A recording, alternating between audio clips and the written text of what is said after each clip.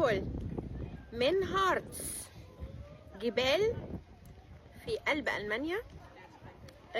احنا في شهر 10 أكتوبر 25، واحنا في مكان لطيف قوي في كوبري معلق، أطول كوبري معلق في العالم.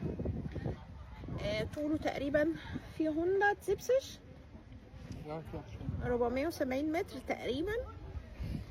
ارتفاعه مش عالي قوي، ارتفاعه تقريبا 100 متر، بس بيبقى بيمر على بحيرة وبيمر على غابة، فشكله الطبيعة حواليه جميلة.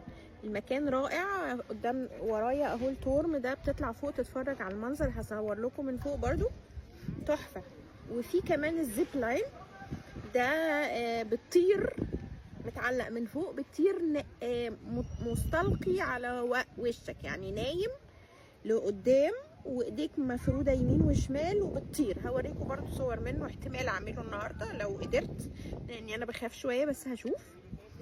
بس ارليبنس جميل للفيريان بتاعه الشفيرن استاسيا هابست فيريان. الانشطه بتاعه الخريف بتبقى لطيفه قوي في هارتس.